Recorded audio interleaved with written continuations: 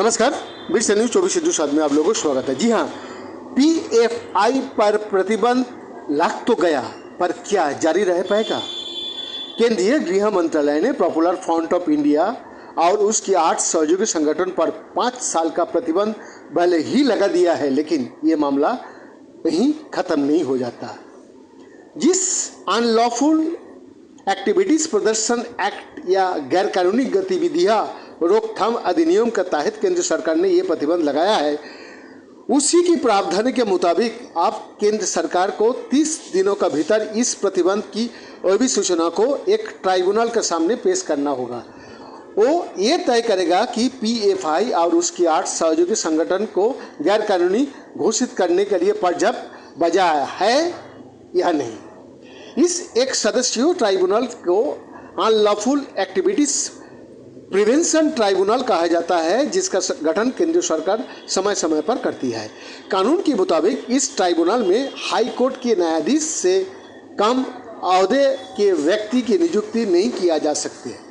जैसे ही ये मामला ट्राइब्यूनल के सामने पहुंचेगा तो ट्राइब्यूनल पीएफआई और उसके 8 सहयोगी संगठन को एक कारण बताओ नोटिस जारी करके पूछेगी कि क्या उन्हें अवैध घोषित नहीं किया जाना चाहिए।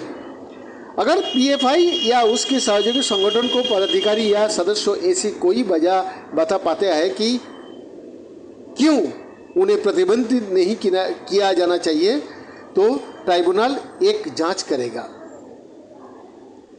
इस जांच के दौरान ट्राइब्यूनल पीएफआई और उसके सहयोगी संगठन के साथ साथ केंद्र सरकार से जरूरी जानकारियां मांगेगा और ये तय करेगा कि इन संगठनों को गैरकानूनी घोषित करने के लिए पर्याप्त कारण उपलब्ध है या नहीं।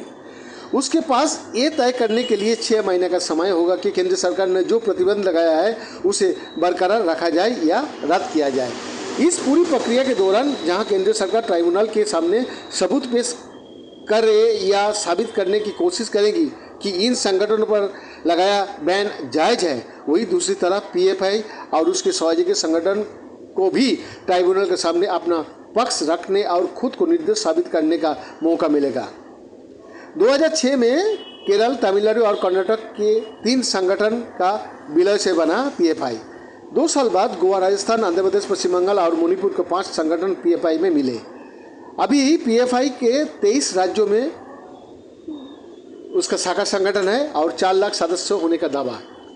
हाल में देश का कई राज्यों में पीएफआई के दफ्तर और जुड़े लोगों के घर पर एनआईए, ईडी और प्रदेश पुलिस के छापे।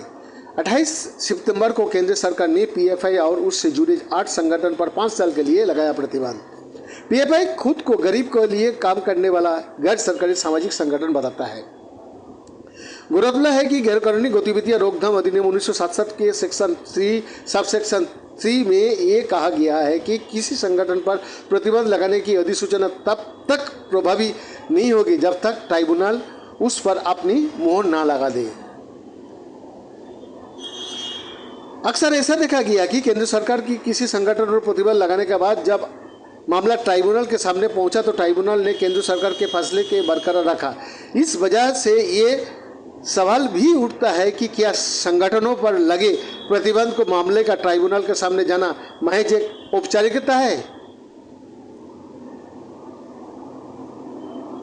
पीएफआई और उसके सहयोगी संगठन पर लगे प्रतिबंध का मामला जब ट्राइब्यूनल के सामने जाएगा तो केंद्र सरकार को वो सभी आरोप साबित करने होंगे जिनके आधार पर इसे प्रतिबंध लगाने का अधिसूचना जारी की है।